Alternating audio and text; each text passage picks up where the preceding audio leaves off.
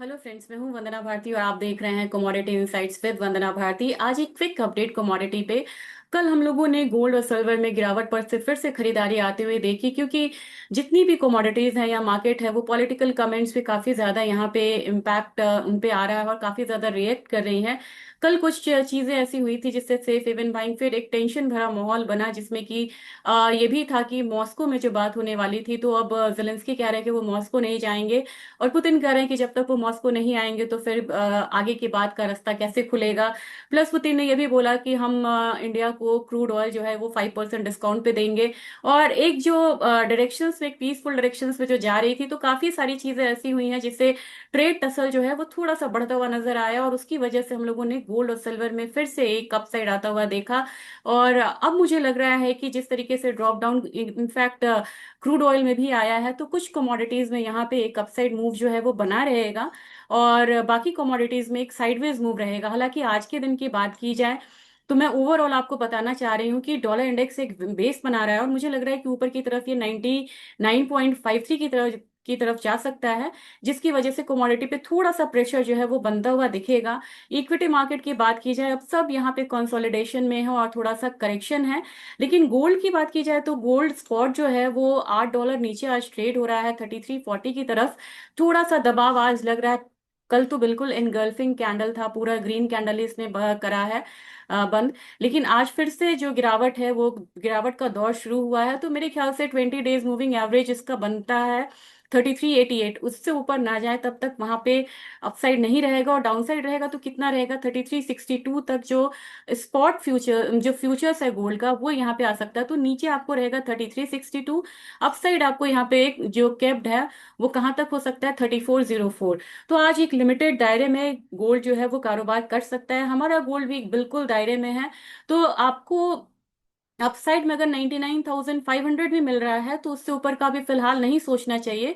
और नीचे का जो सपोर्ट है वो ज्यादा यहाँ पे दिखता हुआ नजर आ रहा है, ये है 98,500। बायस अभी भी थोड़ा सा नीचे का है, लेकिन कुछ न्यूज ऐसी आ जाती है जिससे कि अचानक से बाइंग जो है वो फिर से उभर के सामने आ जाता है। अब क्विकली मैं यहाँ पे बोलूं सिल्वर, तो सिल्वर बेहतर लग रही है गोल्ड से अगेन, और सिल्वर में फिर से बाइंग आई है। वही जो समस्या है कि $38 जो है वहां पे जाके ये फिर से कमोडिटी स्टेबल हो जाती है, तो अपसाइड अगेन यहाँ पे $38.3 तक मुझे लग रहा है। 38.3 से 38.5 मान के चलिए।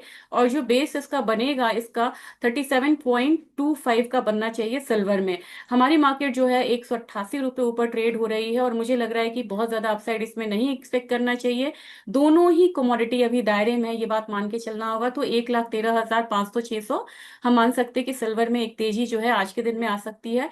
गोल्ड से बेहतर सिल्वर लग रही है, इतना बस यहाँ पे कंफर्मेशन है, बाकी बिल्कुल दायरे का कारोबार है।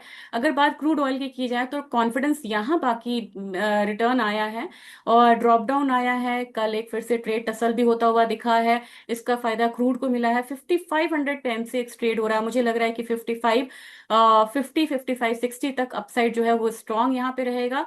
और ओवरऑल देखा जाए तो 5630 का एक शॉर्ट टर्म में ये अपसाइड दिखा सकता है और नीचे का जो दायरा रहेगा वो 5450 का यहाँ पे होना चाहिए। नेचुरल गैस फिलहाल वीकनेस पे है और नेचुरल गैस में बाहर का जो टीटीएफ फ्यूचर्स है यूरोप का, वो बहुत गिरा हुआ है, जिसकी वजह से एक जो डाउनसाइड प्रेशर है वो रहेगा। तो रिमेन मुझे लग रहा है कि 230 से 225 वाला जो जोन है उसको मान के चलना चाहिए कि वहां तक आ सकती है कमोडिटी। अगर रिवर्सल दिखाता भी है तो 250 से ज्यादा आपको यहाँ पे नहीं मानना चाहिए, क्योंकि ट्रैप हो सकते हैं आप यहाँ पे। जिंक यहाँ पे मुझे अब अच्छा लग रहा है, जिंक में 268 का एक अपसाइड लग रहा है। अभी जो सपोर्ट रहेगा 263 का रहेगा। लेड बिल्कुल दायरे में है, 180 इसका एक डिस्टेंस रहेगा। एल्यूमिनियम मुझे लग रहा है कि एल्यूमिनियम में इतनी तेजी नहीं है जितनी जिंक में है यहाँ पे, तो एल्यूमिनियम एक दायरे में रहेगा, बढ़ता भी है तो 251 अपसाइड। और नीचे की तरफ अगर देखा जाए तो 247 वाला एक रेंज रहेगा। कॉपर ऐसी कमोडिटी में मुझे लग रहा है कि अब एकदम से डाउनसाइड में है, कोई बहुत इसका न्यूज़ बढ़िया नहीं है। इनिशियल जॉबलेस क्लेम वगैरह भी यहाँ पे जो है वो कम हो, ज्यादा बढ़ के आने की उम्मीद है, यानी कि डेटा नेगेटिव है रिस्कियर असेट के लिए। तो 868 आप डाउनसाइड मान के चलिए, कोई भी अपसाइड आपको 875 पे कैप्ट हो सकता है। इसके बाद आपको देखा जाए तो एफओएमसी के मिनट्स में भी ये जो कहा गया है, उन्होंने बहुत ज्यादा सपोर्ट नहीं करा है एग्रेसिव रेट कट को। उन्होंने कहा है कि एम्प्लॉयमेंट और इन्फ्लेशन दोनों ही उनकी चिंता का विषय है, एक कंसर्न बना हुआ है, जिसकी वजह से लग रहा है कि बहुत ज्यादा रेट कट नहीं होगा। तो ये जो भी कमोडिटीज होती हैं, क्रूड ऑयल है, बेस मेटल्स हैं, ये इकोनॉमी के परफॉर्मेंस से लिंक्ड होती हैं। तो अगर यहाँ पे रेट कट की बात होती तो इनमें भी एक अपसाइड देखने को मिल सकता था। अब आते हैं एग्री काउंटर पे। एग्री काउंटर पे आज मुझे दबाव लग रहा है टर्मरिक में। टर्मरिक मुझे लग रहा है 13,250 तक नीचे की तरफ एक बार ही आ सकता है, और अपसाइड कोई भी अपसाइड 13,485 तक लिमिटेड रहेगा। जीरा एक स्ट्रॉन्ग कमोडिटी है, इसमें मुझे लग रहा है कि 20,000 का लेवल्स आने वाले समय में देखने को मिल सकता है। जबकि अगर धनिया की बात की जाए, धनिया ने लेवल को अचीव करा है, लेकिन आज एक करेक्शन मोड में है, तो 7865 तक हम मान सकते हैं। लेकिन ये कमोडिटी अभी भी स्ट्रांग रहेगी, टाइमली एक प्रॉफिट बुकिंग आ रहा है। कमजोर कमोडिटी में हमें इसे नहीं रखना होगा। ग्वार काउंटर की बात की जाए तो ग्वार काउंटर आज थोड़ा सा दबाव में है, और 5247 तक एक्सपेक्ट कर सकते हैं कि नीचे की तरफ आ सकता है। जबकि ग्वारगम की बात की जाए, ग्वारगम में भी थोड़ा सा फॉल जो है कंटिन्यू हो सकता है, और कंटिन्यू होगा तो कितना फॉल यहाँ पे आ सकता है, मुझे लग रहा है कि 97 80 85 तक यहाँ पे फॉल जो है वो आता हुआ दिखेगा। कोकुड में एक बार 3430 तक का जो लेवल्स है वो यहाँ पे आ सकता है। जबकि कैस्टर ने काफी स्ट्रॉन्ग परफॉर्मेंस यहाँ पे दिया है, धीरे धीरे ये कमोडिटी जो है एक बार 6800 तक बढ़ती हुई दिख रही है। और अगर इकोनॉमिक कैलेंडर्स की बात की जाए तो इकोनॉमिक कैलेंडर्स में आज का दिन इंपॉर्टेंट है, और आज आपको ध्यान में लेके चलना होगा, क्योंकि आज डेटा इंपॉर्टेंट है और कल आपको फेड का सिंपोजियम है। तो इनिशियल जॉबलेस क्लेम बढ़ के आ रहा है, ये एक निगेटिव डेटा है। फेड मैन्युफैक्चरिंग का यहाँ पे ये घट के आ रहा है, ये भी एक निगेटिव डेटा है। मैन्युफैक्चरिंग पीएमआई भी यहाँ पे घट के आ रहा है, ये भी एक निगेटिव डेटा है। ग्लोबल सर्विसेज पीएमआई भी घट के आ रहा है, ये भी एक निगेटिव डेटा है। और एग्जिस्टिंग होम सेल्स यहाँ पे 3.92 है, ये भी एक निगेटिव डेटा है।